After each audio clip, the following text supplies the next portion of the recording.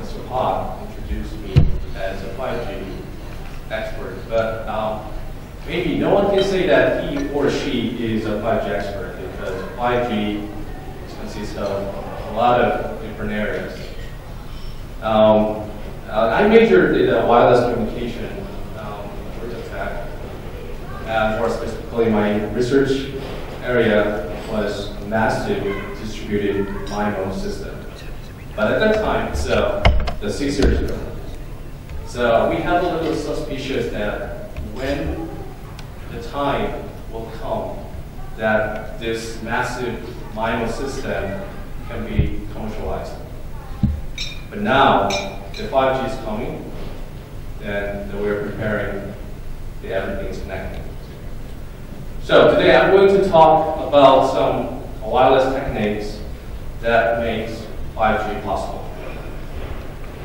Okay, as Mr. Block has called in the morning session, the early age of 5G has already been started. So 2020 maybe has conventionally been regarded as a headline date for the 5G commercialization. So many countries have their own plan to 5G. For example, the South Korea plans to roll out the fully commercialized 5G services by 2020. And also trial services are planned for this year. And with the launching of some limited demonstrator services at the Pyeongchang 2018 Olympic. And Japan, and they plan commercial services for the Summer Olympic Games in 2020 as a first phase. And the second phase will be done by the 2022. And other countries that this Asian, many countries and mobile operators are preparing 5G network. And they are all on the way to 5G era. And according to the Ericsson report, in 2022, the Asia Pacific will be the second largest region in the world that has 5G subscribers. So they expect that the 10% of subscribers are going to use 5G network in Asia Pacific region by 2022. So once we enter into the 5G era, the services that use wireless network will be also evolved. So mobile broadband and automotive, manufacturing, energy, healthcare, all these services are currently having access to network. But now we're looking at the evolution of ultra high definition LCD screens and autonomous driving cars and fully unmanned warehouses and artificial intelligence. Are they drivers for the evolution of 5G network? Or is the 5G network is an enabler for their services? Maybe most answers are correct. So they are mutually related. So we're going to experience a whole new level of services than ever before. And like I said, the evolution of ultra high definition LCD screens, the embedded computing powers, and the small and light sensors, and autonomous driving algorithms, they all demand a whole new different level of mobile communication infrastructures than 4G network we are using right now. But here's some funny stories. In 2010, maybe, I was in the Qualcomm conference. That is a very well-known conference for the wireless communication. But because of the capacity problem, Wi-Fi access point and the mobile access point, the many people in the banquet were not able to access their email or make a phone call. But this is ridiculous. The conference was for the mobile network, but the mobile network didn't work at all. And anyone can recognize this picture? And augmented reality and virtual reality and Internet of Things and smart cities or smart constructions. And they need to have a massive connection of sensors and devices, so require high connection density. The artificial intelligence, the Internet of Things, cloud computing, the robotics, and virtual realities, is driving the fourth industrial revolution right now. But the concept of those fourth industrial revolution applications like IoT or cloud computing that are not that new, but they are very limited and are not interactively connected at this time. So we need a faster and more intelligent network to transfer and analyze a massive amount of data that are produced by various techniques in fourth industrial revolution and considered to enable the requirements and services. So, but now we are looking at some of the wireless techniques. The millimeter wave, in which the wavelength of the radio signal is less than 1 centimeters. Usually the send frequency is greater than the 24 gigahertz to 100 gigahertz. And the multi-hub network. The multi-hub network is to enlarge the network coverage with the energy consumption keeping low. And the device-to-device communication is to increase the spectral density by not using the base station, just allow to communicate to each other. This is between 24 to 100 gigahertz.